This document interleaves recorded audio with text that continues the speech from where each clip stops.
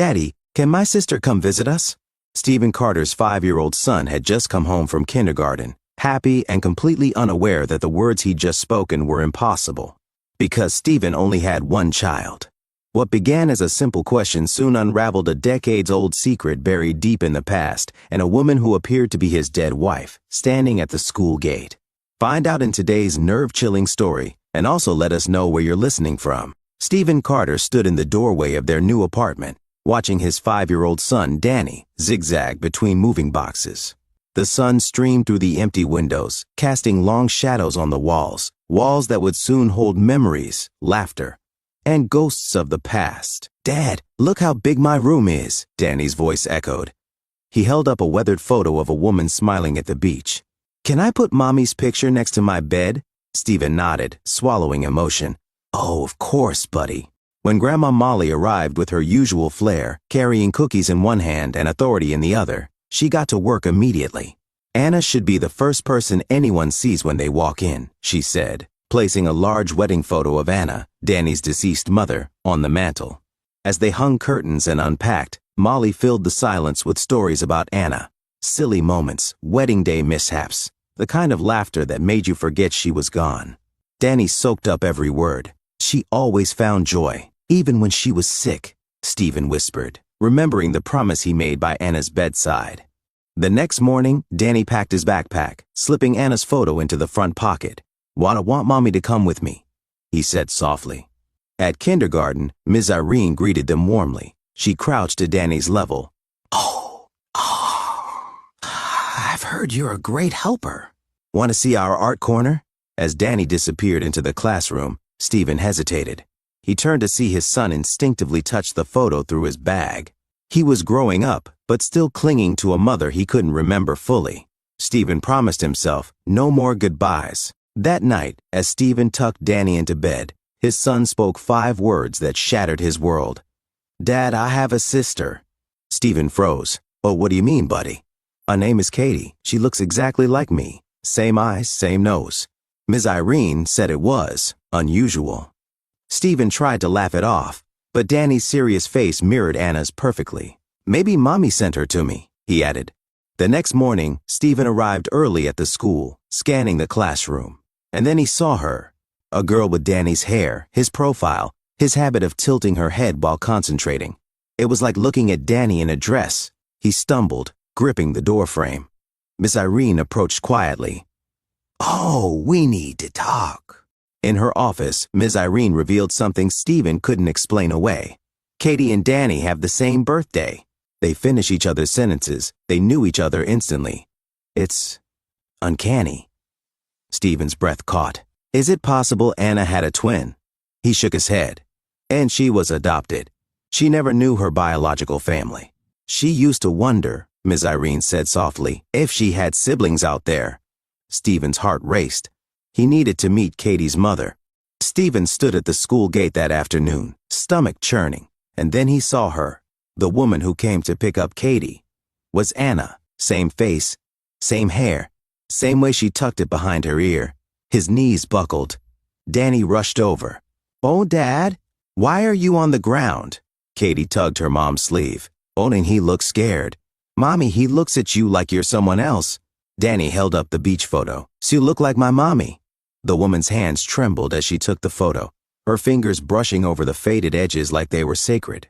Her eyes flicked rapidly between the image and Danny, then back again, as if searching for answers in the familiar lines of a face she had never seen, and yet somehow had known all her life. Her lips parted slightly, but no words came, only a sharp intake of breath. A wave of recognition, or confusion, washed over her features, and for a moment she stood frozen, as if time itself had stopped. Inside the teacher's office, the woman introduced herself, Natalie Reynolds. I'm Stephen Carter, he said numbly. They stared at each other, and at the children, identical cousins playing like twins. I never knew I had a sister, Natalie whispered. Anna never knew her family either, Stephen replied. When they were born on the same day, Ms. Irene added. October 12th, Natalie's hand shook. Oh, I need to talk to my mother. Her voice was barely above a whisper, but the tremor in her tone betrayed a flood of emotions building just beneath the surface. I have to know the truth. Her breath caught as she added, almost to herself, all this time. I never imagined.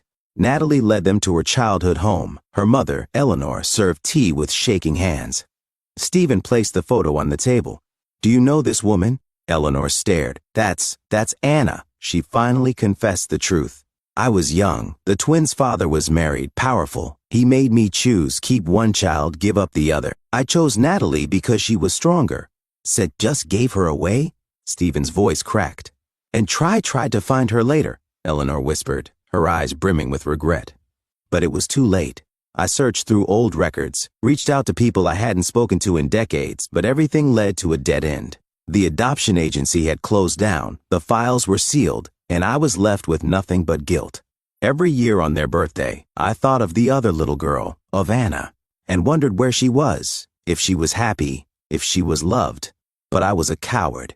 I waited too long. Eleanor brought down a dusty box, hospital bracelets, newborn photos, tiny blankets. Everyone fell silent. Katie and Danny looked on, wide-eyed, holding hands. And now I'll never know her, Natalie whispered, tears falling. Danny looked up. But you can know me. I remember Mommy. I can tell you about her. The room stilled. Katie hugged her mom. Don't cry. Now we can be a family, right? Natalie looked at Stephen. Can we? In the weeks that followed, Danny and Katie became inseparable. Natalie and Stephen found themselves laughing more, crying less. They shared Anna's quirks, her phrases, her habits. Natalie would say, sometimes I feel like I remember her, like pieces of her live in me.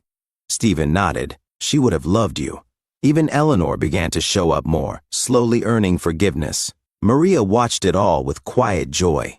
Oh, and they did it, she whispered. And they rebuilt something out of heartbreak.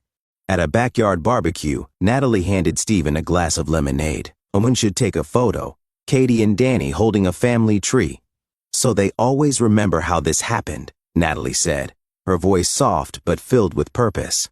She glanced over at the children playing in the yard, their laughter echoing like music in the warm summer air. It should be something they keep forever, a reminder that sometimes families are born not just from blood, but from miracles and second chances. Stephen nodded. And we should do this every year, same day. Celebrate the people who made this family possible. His voice was steady, but there was a gentle crack at the end of his words, the kind that comes only when the heart is full. Tears welled up in Natalie's eyes, but this time, they were happy.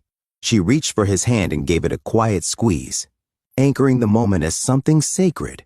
Around them, life moved on, but inside this bubble of peace and healing, everything felt whole for the first time. That night, when the kids had fallen asleep, Stephen and Natalie stepped into the garden, wrapped in the hush of a world at rest. Above them, stars shimmered with quiet brilliance, the sky clear and infinite, as if inviting whispered conversations with those long gone. Do you think she knows? Natalie asked, her voice no louder than the rustle of leaves, that her son is happy? Stephen smiled, a soft, knowing curve of his lips. I think she knew all along, he said, his eyes scanning the constellations as though looking for a sign. A shooting star streaked across the sky. They watched in silence, caught in the fragile beauty of the moment. And somewhere, maybe, Anna smiled too, watching the family she had dreamed of finally come together, finding each other across years, across silence, across impossible odds. What do you think of today's nerve-chilling tale? Please share your thoughts in the comments below, and thank you for listening to Storyline Narratives.